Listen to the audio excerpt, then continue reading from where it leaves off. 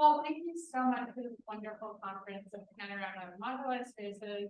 I'm going to talk about the moduli space of curves, which Mumford called the passion flower in the garden moduli space. That's what I read in Big I'm going to talk about the F-Conjecture on MGM, and this is a conjecture. It's an old problem about the component curve of the moduli of the curves. And it first was mentioned, this question was mentioned in work of Keel and McKernan in '96 in a preprint. And it appeared as in question in a paper of mine with Keel and Ian Morrison in 2003. And it was just mentioned as a question. And now it's become a conjecture, the F-Conjecture. So I'm going to talk about it. Let me just state the conjecture. So this is the F-Conjecture. And the old people like myself in the room know this conjecture. But the young people, like most of you, probably have never heard of it. It says that every curve, meaning every effective curve on MGM bar, is numerically equivalent to a sum of F curves.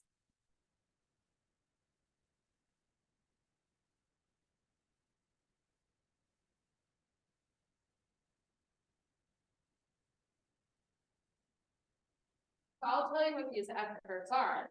Let me restate it just informally. It says that the Mori cone, the closed cone of curves, is polyhedral because there are finitely many of these F curves. And the extremal rays of the cone of curves are spanned by these F curves. And I'll try to explain why. I'll just give you a little bit of why this would be a nice result to have. To go into depth about why it would be nice would take more time, and I want to focus on the conjecture of what is known. Do you have a question? Yeah. Yes. When you say numerically equivalent, you don't assume any kind of positivity on the coefficients, right? Yes, numerically equivalent to an effective sum. Oh, that was the question. Thank you very much. Thanks. An effective sum. Great. So into just an actual sum or like rating like positive rating. Rational a curve with rational code.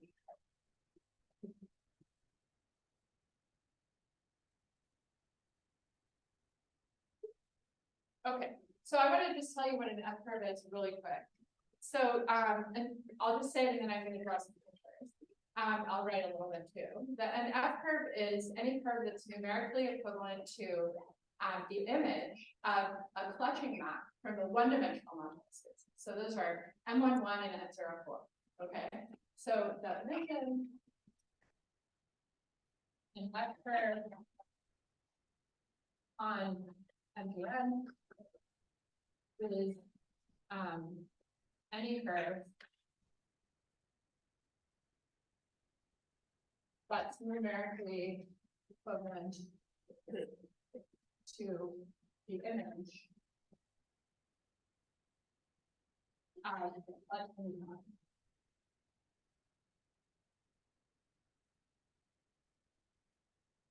from M1 to 4.01. So M1 maps onto a curve in MGN. So let's just draw a picture. We have a genus 1 curve with a margin, and I can attach a G-1 curve with N. And there's one like that. And then you have a bunch like this. So M04 maps to a bunch of curves. There's a lot of different ways to do this. I'm going to draw a few different ways. Basically, anything you can think of. Let's develop the possibilities. So, for example, here's a possibility. If you have a partition, and this should be a non-trivial partition, so the two sets A and B should have some element in them. They're not empty. So when I write this, I mean these are marked points. So And if you write G minus 1 as a sum of G1 and G2, these are integers.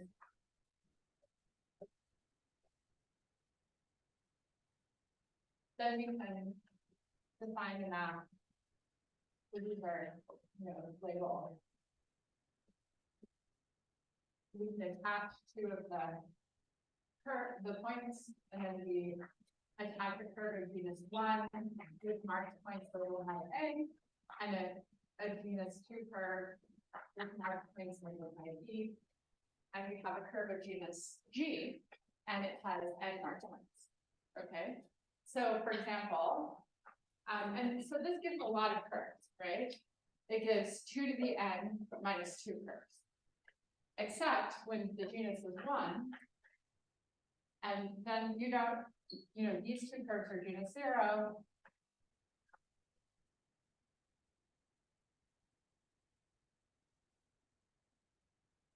You get 2 to the N minus 4 minus 1 curves.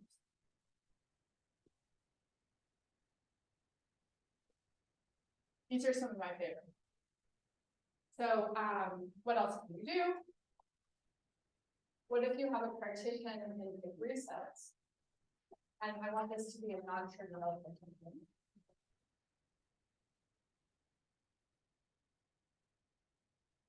And of course, I want to G1 plus G2 plus G3. And again, I'm going to take this to G minus 1.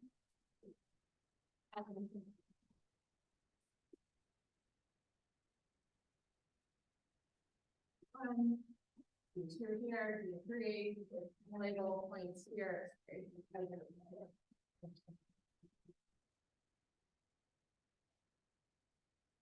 So for example, special case, D1.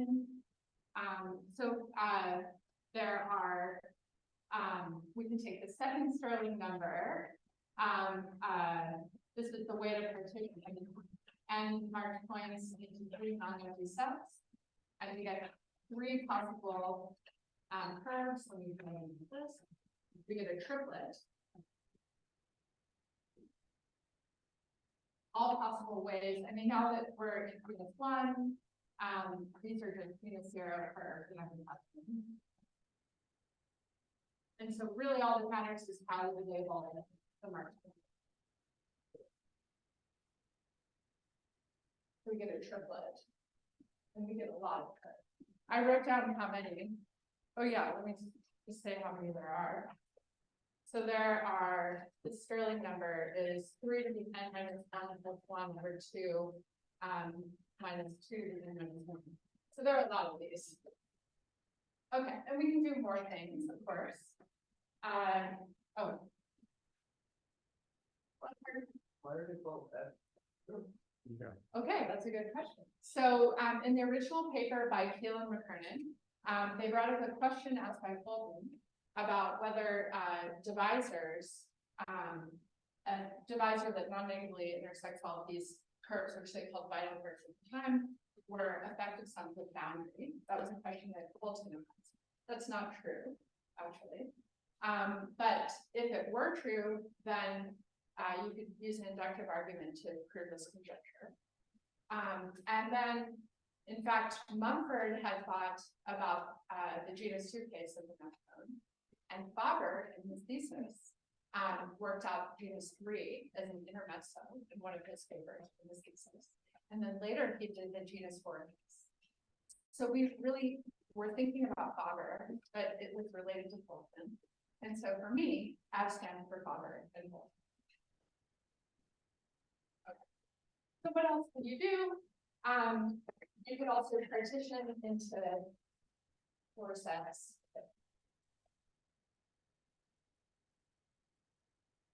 And you can attach those, D1, D2, D3, D4, and 1, D2, and 3. Okay, so this is basically what you have to look to the board.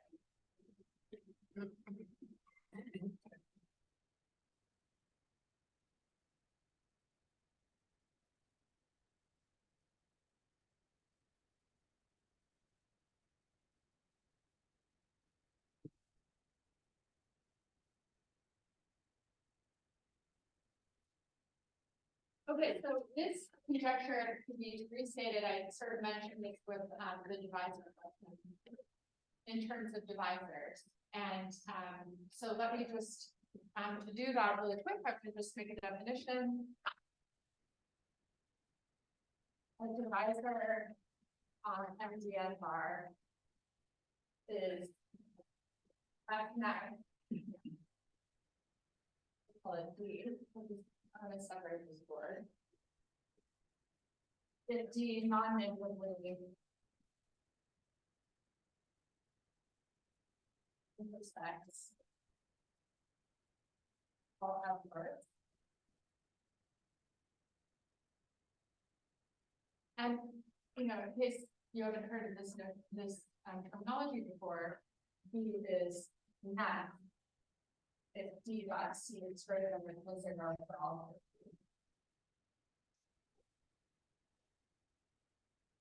So the F-Conjecture is that every F divisor. So I said F-net or F divisor.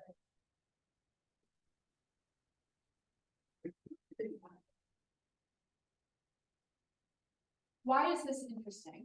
Well, if the F-Conjecture holds, that says that there are finitely many F divisors, and since every morphism from MGN to any projective variety gives rise to an F divisor, namely, if you have a morphism from MGN star to a projective variety, and A is ample on F, an ample divisor, then you can pull back that ample, and this divisor is an F.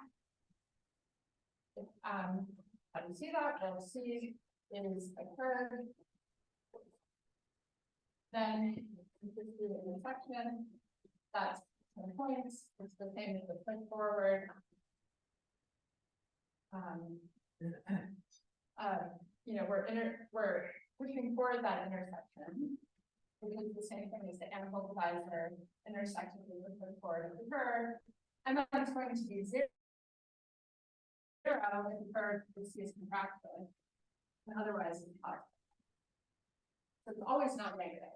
And so if the F-Conjecture holds, that says that there are a finite number of, you know, there's finite many F divisors. And so the problem of classifying morphisms is doable. It actually says more because we know a lot more about the cone anyway, aside from that. But in rough terms, it says that this could be a doable problem. And that would be amazing. If you think about it from that perspective, we could classify all the morphisms. And so, what do we know? So I'm going to tell you two extremes. So one, the F-Conjecture holds on MGN on MG for G less than or equal to 35. And the best result for this was better check. So he got it for the last 10 cases.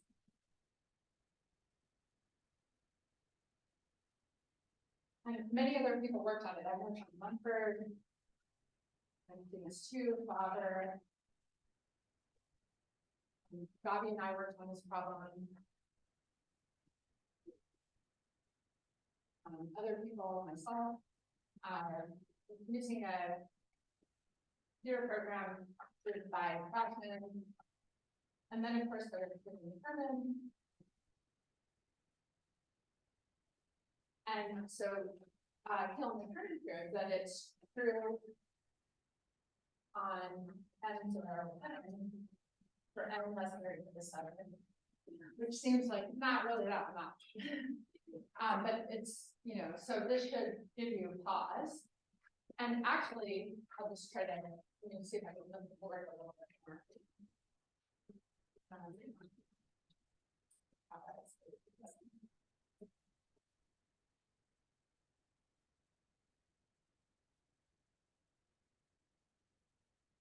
It's also true on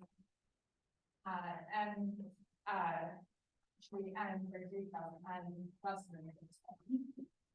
And that's because of the following here, not because of the result.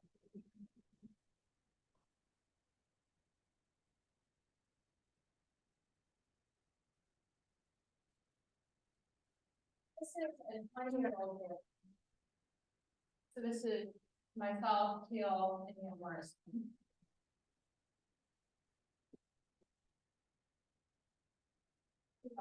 More than, and it says that, so I'm going to say it informally and then I'll make it more precise. The SG invariance F-Conjecture on M0 is equivalent to the F-Conjecture.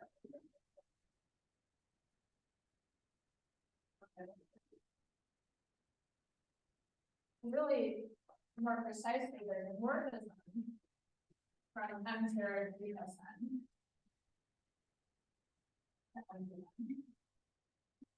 And this morphism, let me draw the picture. So this is G0 curves with G plus N mark points. So let's say the first points are Q1 through QG, and the last ones will label Q1 through Q10. You attach a genus 1 curve to those first G mark points. So there's the elliptic tails here. And the endpoints just do nothing. Okay. So I'll just say that every F-divisor on M0 G plus N is the pullback or this morphism of an F-divisor in the image. And that divisor, an F-divisor on MGN is net, if and only if it's net when pulled back along this piece.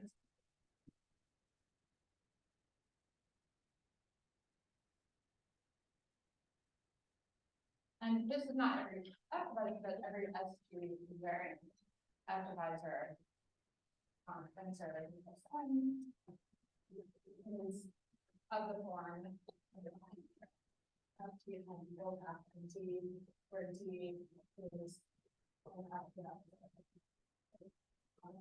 and is not.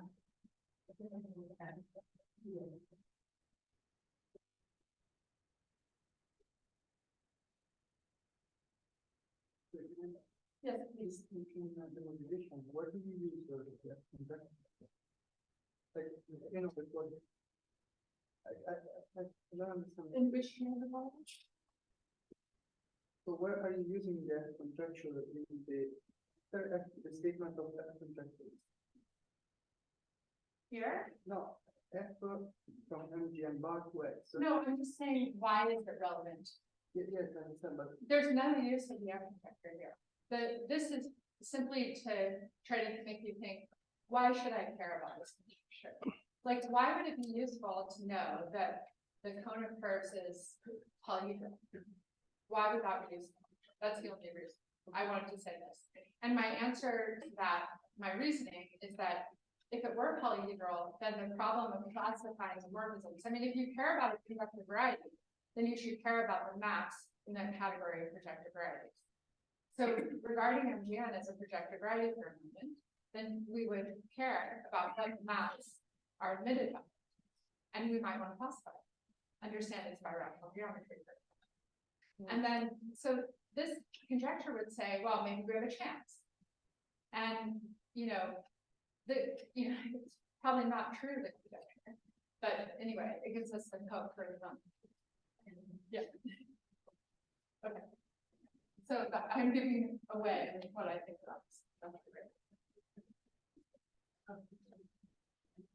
So now that I've told you what we know about the conjecture, I should tell you why I don't know if it's true. And so I just want to say a few things. So I'm going to tell you what we know about the cones, and I'm going to tell you also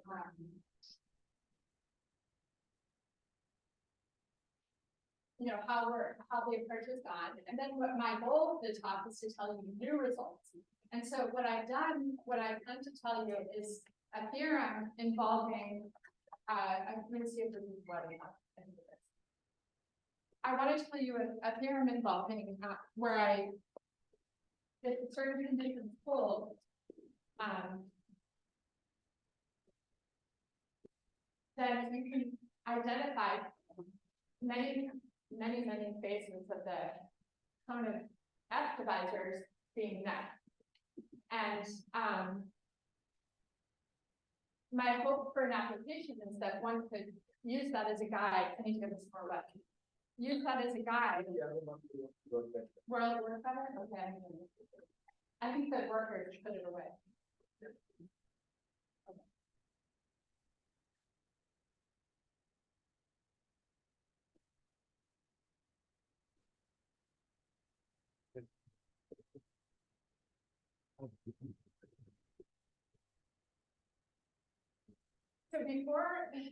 So I want to give you some idea of the complexity of these problems and why this is a hard problem. Because you might think, well, I can just program a computer.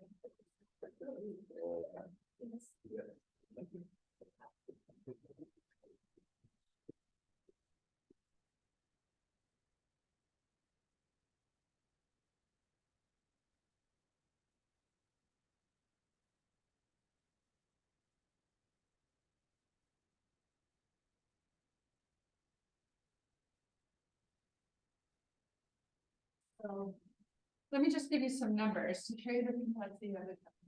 It's kind of a fun thing.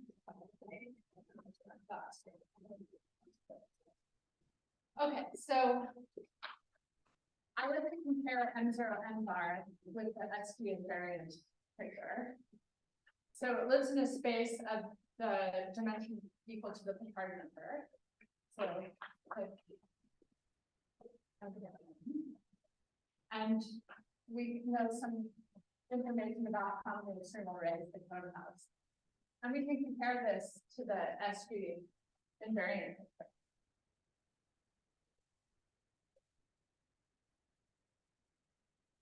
And the Picard, the space is the original and the number of external rays. I'll say 80. Or let's do the number of external rays.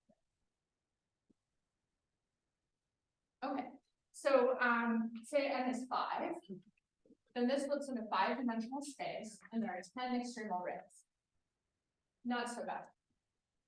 When n is 6, the Picard number is 16, and the number of external rays is 3,190. So that should make you worried. And then for 7, the Picard number is 42, and we don't know how many external rays.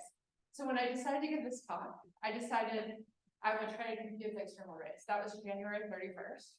And as of last night, there are 4,666 external rays. So I don't know how, I've never been able to get my computer to finish that computation. So someone probably has done it, but I have never done it. So I don't know. On the other hand, if you look at, this is not a big deal. I mean, you can just keep going, and just until the end of the blackboard, really, and we can keep going forever. And it's G over 2. The greatest integer less than or equal to G over 2 is the number, the dimension of the space where the cone lives.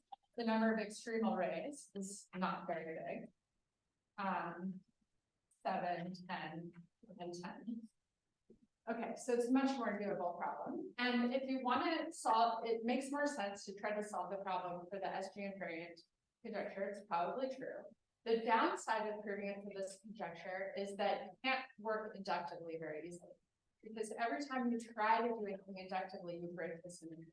So if you're going to try to prove the theorem for this SG invariant case, you need to somehow show that the external rays of the cone of divisors are on the nose equal to net divisors. And one approach to that is to use some first term classes of vector bundles that you know have good properties, like they're first order classes of globally generated vector bundles. And there's a nice class of globally generated vector bundles that come from the theory of vertex multiverse. And we have done this for, early in the study of these Berlin bundles, and just not trying very hard. And we got all of the rays up through 8, and we're missing 2 here, and up till there we're missing 1 ray. So I think what one could hopefully try a little bit harder and work with in that vein to solve this problem. Maybe not with affine VOAs, but with some other VOAs. So that's the only thing I'm going to say about vertex algebras, which is my main area of study right now. But anyway, this is a much harder problem. Okay. So how else would you try to solve this problem for the more general case? We could do the following thing. We could say if D is a divisor that spans an extremal ray.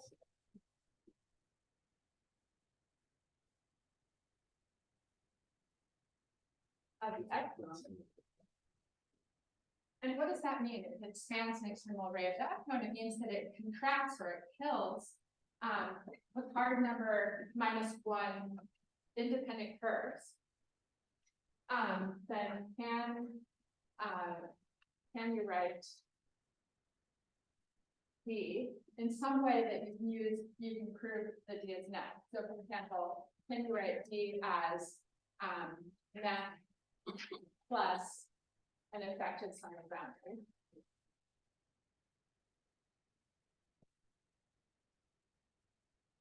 This is the main inductive pool.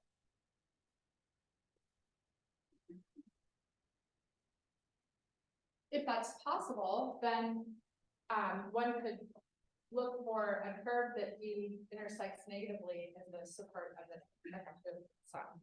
And so this has been the main tool for trying to investigate the conjecture.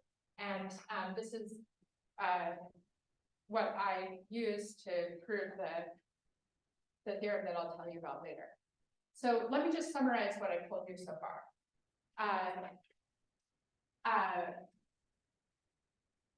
So actually, there's one thing I left out that I wanted to say reasons that I think that the F-conjecture is, should be taken with a grain of salt. For one thing, a lot of people have tried for more than 20 years to prove this conjecture and they failed. But there's another thing, and that is that it sort of goes against the main structure theorem of the field, Boring theory, which says that the cone of curves should be at least what the expectation is the cone should be polyhedral in the kx negative part of the vector space where it lives. Most of these F curves are not kx negative, and so there isn't any expectation from the main structure theorem that this conjecture should be true. The other thing is that many good things would happen if the vector is true. It would be some kind of like a golden dream to carry Raoul's metaphor from Jung forward. It would, just maybe reflect what we want to be true, but it's not necessarily going to be true. So I'm telling the next generation about this conjecture, but maybe with the hope that you can find a counterexample. So my goal today is to show you maybe a path towards looking for an example. So I'm going to give you a theorem which shows you lots and lots of known divisors. And maybe you can find, if you're a good bookkeeper and you're interested in this problem, you could look and see if you can find an extremal ray of the cone, a divisor that intersects the card number -1 curves in degree 0 and misses, doesn't satisfy these conditions. So I've been looking for one and I can't find one. So, so in order to state the theorem, I want to say a different, I want to restate this GKM theorem in a slightly different way as a starting off point. So let me return to GKM.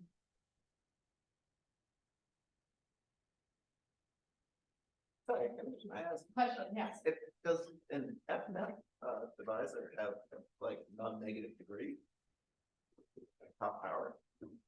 That would be an approach to, Do we know? nobody, I mean, that hasn't been approached, like a climbing criteria way of, putting the, yeah, so, if you could, I mean, that would be one way to try to follow it up.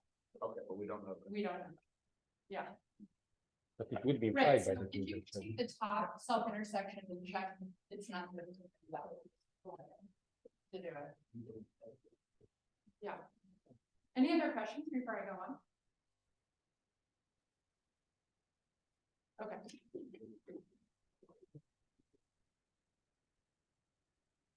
Okay, so I talked about this old GKN 21-year-old result. So let me state it just for genus 1. So this is another version. I mean, it's just in particular. Every divisor on M0 n plus. So we've already talked about how the F-conjecture on M0n would imply the F-conjecture on Gn, where G plus n is equal, talking about capital. So let me restate that just for genus. So every F divisor on M0 n plus 1 is the pullback of an F divisor on M1 along the map from M0 n plus 1. This is just how I have I'm picking a root of my tree. I'm attaching a curve of genus 1. And the F-conjecture on M0 n plus 1 is equivalent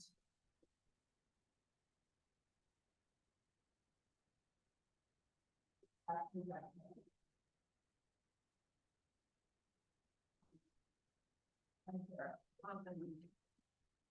Now the idea here, what I'm going to do is work on M1n, and the idea is to break the symmetry, okay? Because so far we've seen that it looks like the F-conjecture is probably true in the completely symmetric case, but by fixing this root on the tree of P1s, we're breaking the symmetry. Another thing that we're doing by working on M1n, where the drawback is we're increasing the Picard number, but on the other hand, we're getting rid of identities, and we gain a natural basis for the Picard group. It's a canonical basis. When working on M0 n plus 1, there's always a choice of basis that you make. And it's never clear what choice of basis one should work with. And that causes problems. Different bases have different features that can be useful, but it always causes some issues. There's a beautiful basis that you use, a basis from first-term classes for Linda bundles that is very functorial with respect to all the clutching morphisms, all the boundary restrictions. That's really nice. People don't like to use it because they're worried about blocks. All the other bases have problems when restricting boundary classes. And anyway, when we work on M1n, there's a natural basis just given by the irreducible locus in the boundary classes. The Picard number is a little bit bigger, but it is a nicer space in some respect. Okay. I also think, and I'll try to illustrate that, that the F curves are easier to work with there. So let me give you an example. So I showed you these F curves on F1N. So there are relations between the F curves. So for example, we looked at these triplets and remember I showed you these F curves like this. And F curves that look like this. It turns out there's a relationship between them.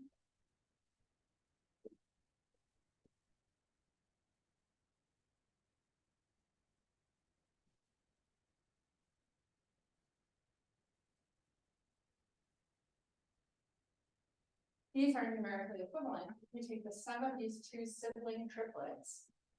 It's equivalent to this beloved only child and this other kind of F curve that is super short and this one. And you can think about working on M1N as seeing a basis for which to look at the, I mean, it gives you another way to look at the F curves that come from M0 n plus 1. So this kind of an F curve comes from M0 n plus 1 because it's a push forward under this map. So if you take the F curve, so if I have Q, this extra point, and then I, J, K, and if I push forward this F curve over this map, I get this kind of number where I have genus 1, I've attached genus 1 here. And then the image of this F curve can be written as the sum of these two minus this curve. So we can work with these F curves on M1N in a different way. Okay, I'm about to state the theorem.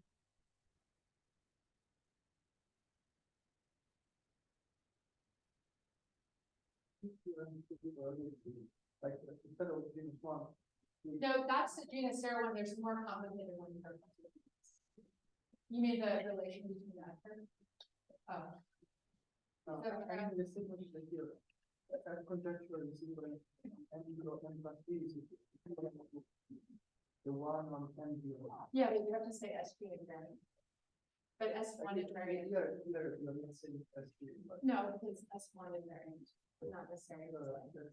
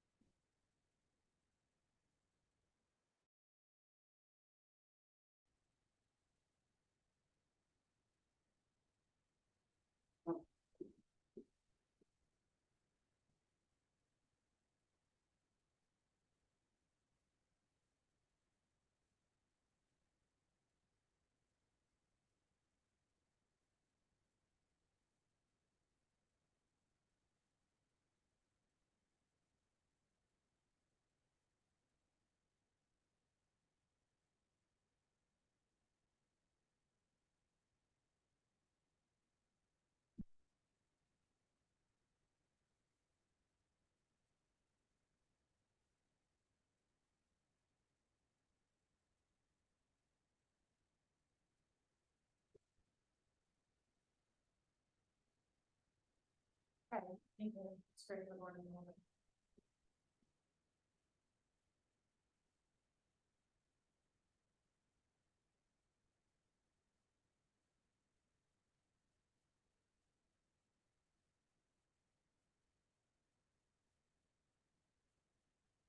Okay, so I call this the family and friends theorem because I think of those curves as cousins. The triplets are siblings, and the curve on the right is that loopy curve. I think of it as an only child. So this is the family and friends theorem. And it's proved inductively. So suppose the F-conjecture holds,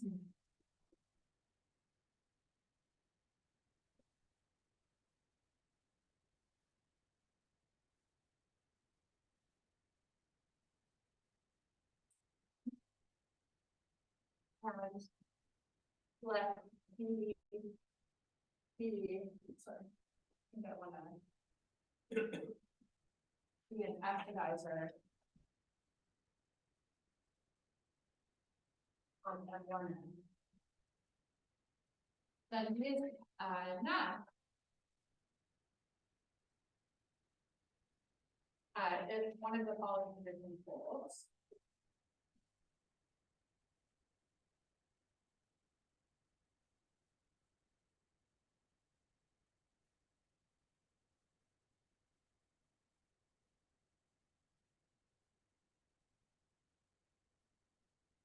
So the first is that there exists a non-trivial prediction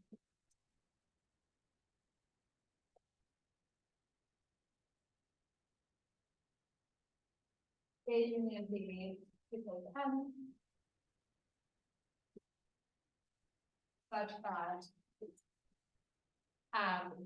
D intersects this beloved only child root 0. And also there's a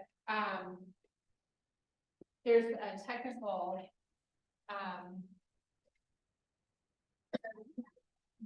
so I'm going to tell you what it is.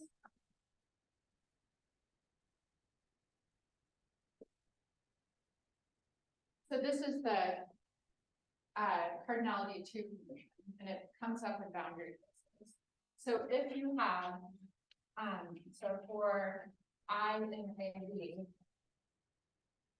if the order of I is 2, so if there are 2 elements in I, D has to also intersect the cousin degree 0. So I just want to keep track of the cases we're getting over here. So net basis, just to keep track of them. So generically, we're getting so we can assume that the size of A is less than or equal to the size of B, and if and we're always working at least with n is 4. So if A is 1, then B is at least 3, and so that parity condition doesn't come up. And or if A and B are both of these 3, then we get a face of the cone. And what I mean by a face is it's a part of the cone that is determined by a single curve, the set of divisors that intersect a single curve of degree 0. So codimension 1 face.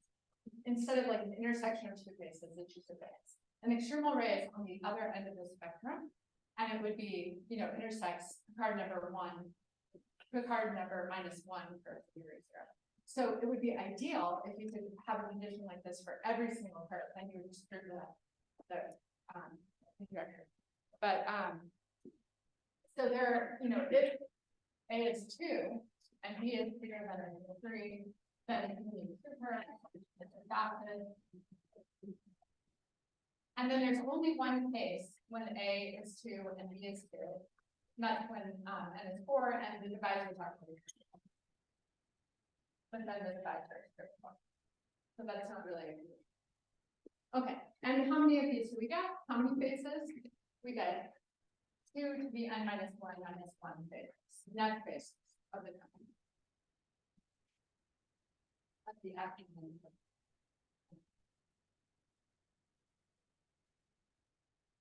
So if there exists a partition, a non-trivial partition I union J union K equals N, and D intersects 2 curves in degree 0, where any 2 siblings, any two curves among the triplets. So these, I'll just remind you what they look like.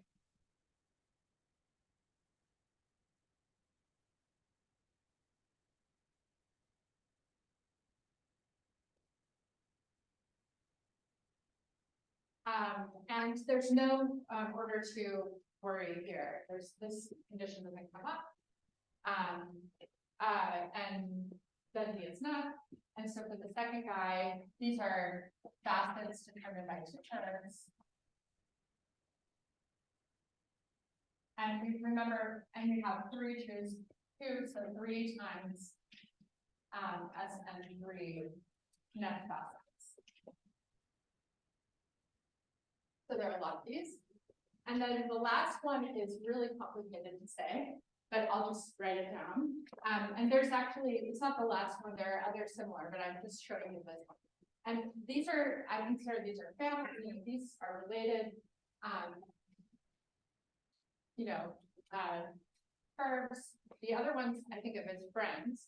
If the divisor intersects one triplet, and then collections of its friends, then we get that the divisor is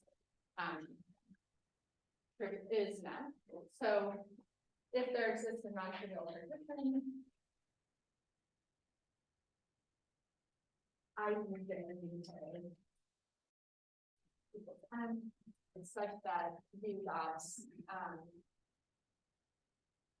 okay equals 0 and the cracks or fills all curves in one of the following sets.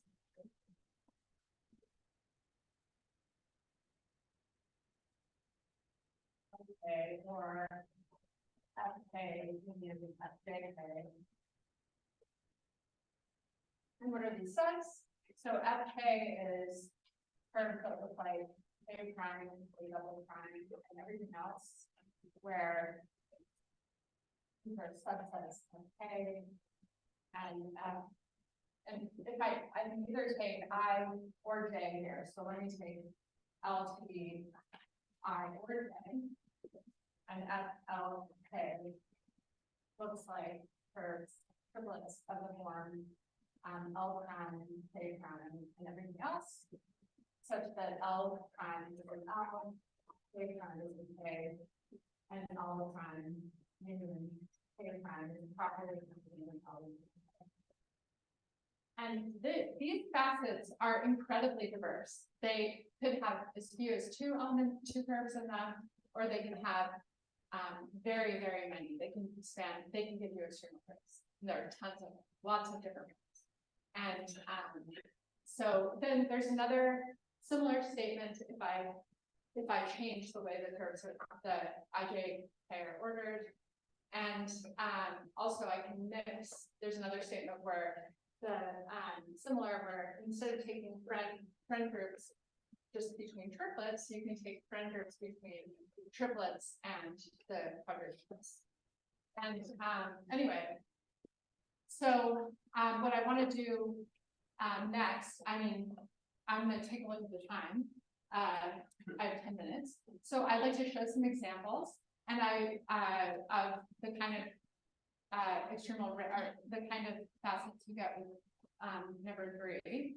And I would like to run through how I would, how one might look for a counterexample. Okay, so we could do a quick application of how to look for a counterexample for n equals 4, and then examples first, and then a counterexample.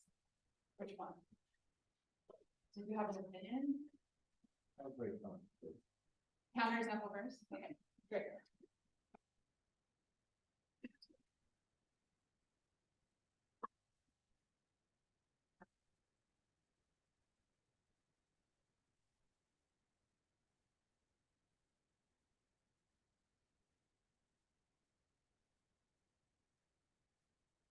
So as I showed you before, like it's really hard to maybe go through an example with a lot of rays. So I think it's instructive to do the n equals 4 case, and say kind of what generalizes, and what you would hope to do. So the n equals 4 case really only uses the first 2 conditions. And you might notice that I didn't use the elliptic curve at all. And it can be dealt with in a different manner. So I'm really focusing on the curves that are in common between M1, M1n plus 1 and M0. I mean M1n and M0n plus 1.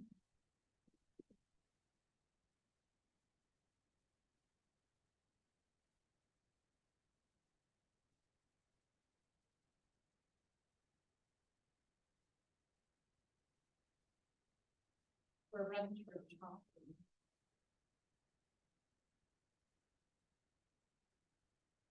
These examples for later.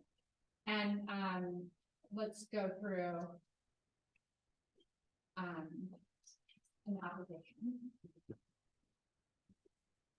Okay, so what if we wanted to look for a counterexample, which we're not going to find on one end because we know that the pyramids of, built on M04. But so if we were starting on M14,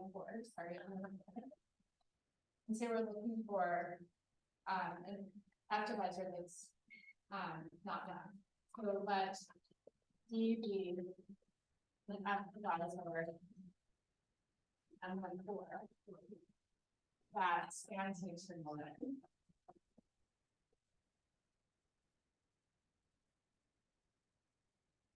So the part number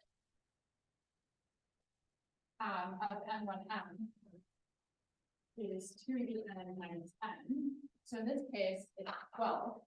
And this means that D and 12. So D has to contract 11 units. Now to be independent efforts, nearly numerically independent, So we know D is met. If we only get this is by DKM, F1,4 pull back of D is met on M05. And now the part number of M05 is much smaller, it's 5. We already saw that. And we can, without loss of generality, assume that the divisor is extremal when we pull it back there. So we know that the divisor contracts at least 4 F curves on M05. So I'm going to call this divisor D. So we can assume that D contracts 4 F curves, independent F curves on M05. If it contracts any more, then the divisor will be trivial, and we already win that our divisor is not. So it can only contract that many. Okay. So the remaining 7 curves that it contracts. So the remaining 7 curves contracted by D on M14 are not pushed forward from M05. Okay, they're not at this one.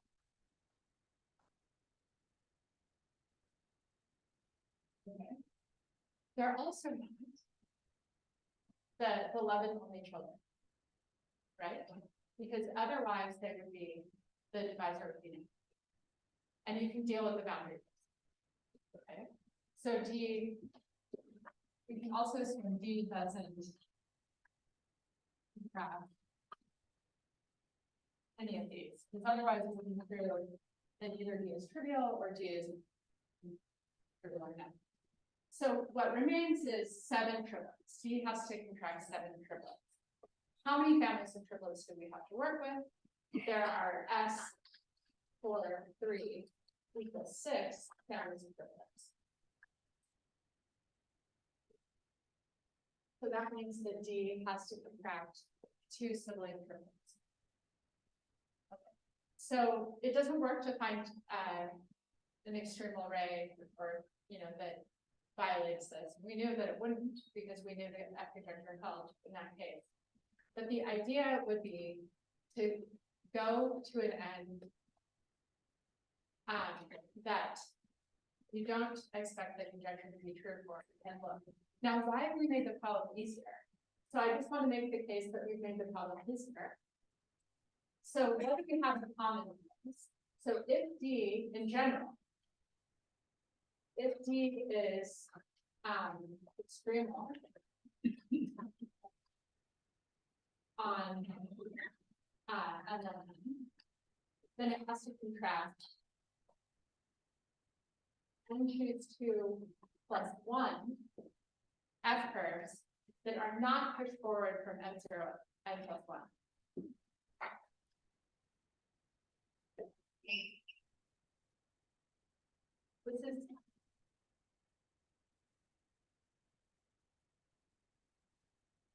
This is the difference in the Picard numbers. So if we have to contract, if D has to contract 2 to the n minus n minus 1 curves, because this is the Picard number of n1n, and then we can assume that the pullback